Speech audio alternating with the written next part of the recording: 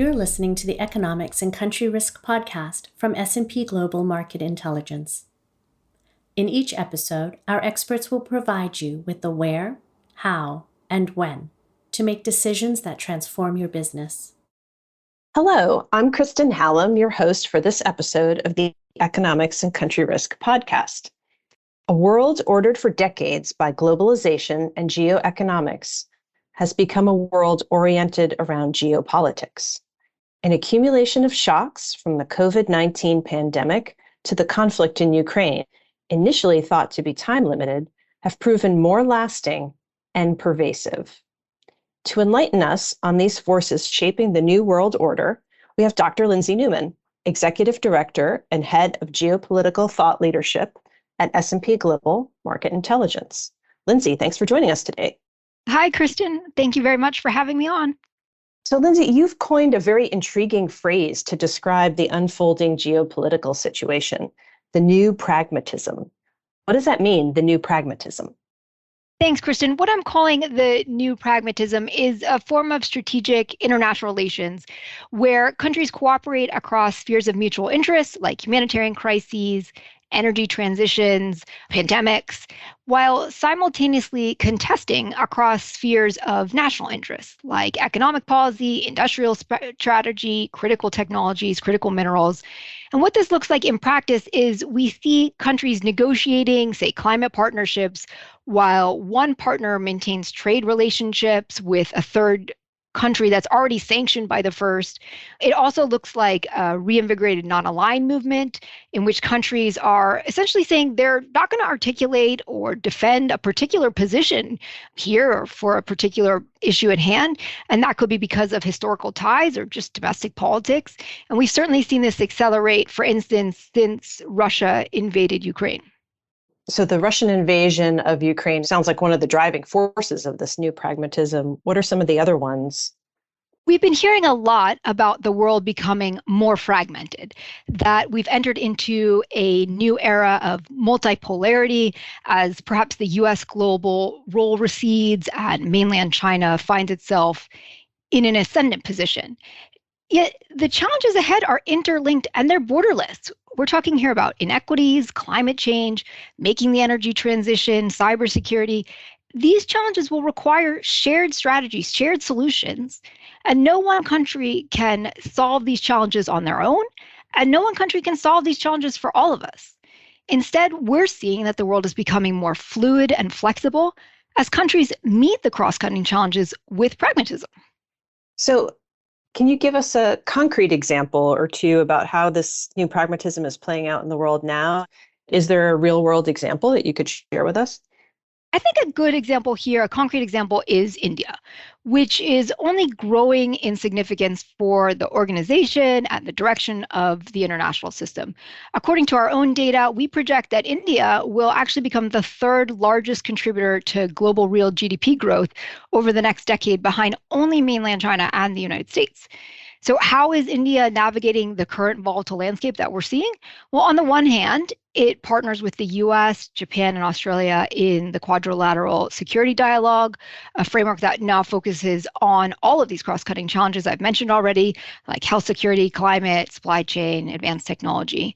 India also joined in the Indo-Pacific Economic Framework for Prosperity, which was launched last fall by the US and 12 other countries, which is committed to building a resilient Indo-Pacific economy. Yet while India is partnering here with the US and others on these initiatives, it also maintains economic and trade ties elsewhere, including with strategic competitors of the US. So for instance, according to our own data, mainland China remained India's third largest export market by value and its largest supplier of imported goods in 2022. And of course, Kristen, one of the big headlines in 2022 was about India purchasing Russian crude oil, even as Europe and the West sought to disengage from Russia. So that's an interesting example of a rising economic power in the new pragmatism. Any other examples that you can think of? Well, you're right, Kristen. It's certainly not just an India story. We wouldn't be here if I was just suggesting it was. So there are lots of examples we can pull from here. I'm thinking of Turkey's role in NATO while also purchasing Russian manufactured missile system. South Africa recently partnered with the European Union, the United Kingdom, and the US on a decarbonization initiative, but it also remains an exporter of coal, particularly with its BRICS partners. One ripped from recent headlines was French President Emmanuel Macron's state visit to the US late last fall in November. A key trend last year overall was the unity both within Europe, but also between the US and Europe in the face of Russia's invasion of Ukraine. Despite a transatlantic relationship that had really been on rocky footing, or at least in an uncertain place during the pandemic, since Russia invaded Ukraine in February of last year, we have all watched as the US and Europe sprang forward together to impose sanctions on Russia and consistently commit aid, resources, and funding to Ukraine's war efforts, which really is also in defense of Europe itself. And in a sort of cute linguistic shift, Macron went from extolling European, quote, strategic autonomy to proposing a, quote, strategic intimacy between the US and Europe. But even as things were getting cozy, Macron traveled to the US in November with another message. And that message was about how France, and perhaps even as a representative of wider Europe, that there were concerns with perceived heightened US interventionism, protectionism in the electric vehicle markets, and the broader economic space. So even as these partners were working side by side, shoulder to shoulder, on the global challenge of Russia-Ukraine war, they diverged in the spheres of supply chain security and industrial policy. And we think that the growing interdependence between economic and security spheres will be an accelerating trend in the year and years ahead. So certainly something to keep an eye on. So we've moved from a more clear-cut world order where allies were allies to a more fluid situation, one that seems to have a lot of dotted lines connecting different countries or blurred lines even. Does this mean that globalization is dead?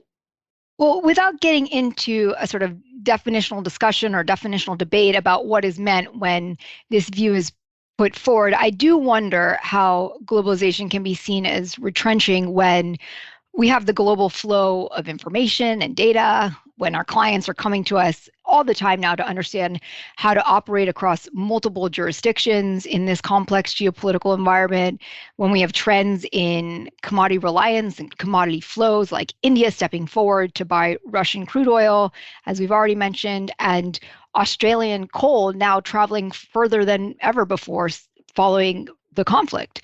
And just to take it to the data, according to our Global Trade Atlas suite, global trade increased nearly 25% year on year in terms of value and nearly 8% in volume in 2021.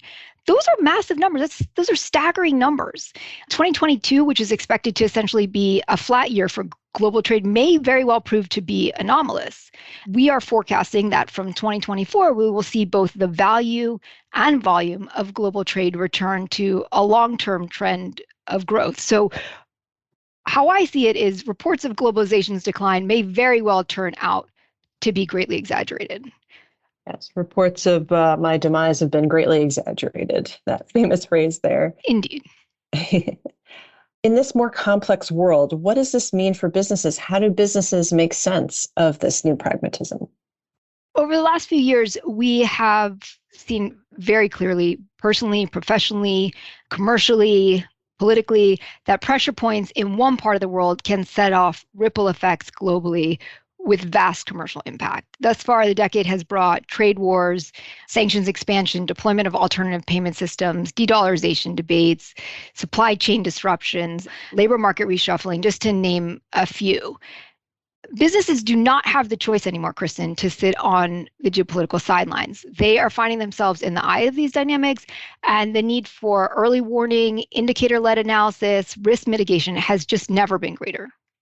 One thing that you mentioned at the beginning of our conversation, some of these huge challenges that countries and companies are trying to solve for, one of them was climate change and the energy transition. What can you tell us about how the new pragmatism is playing out there? Can you give us some examples and what the medium-term outlook is for the energy transition, given some of these forces at play here?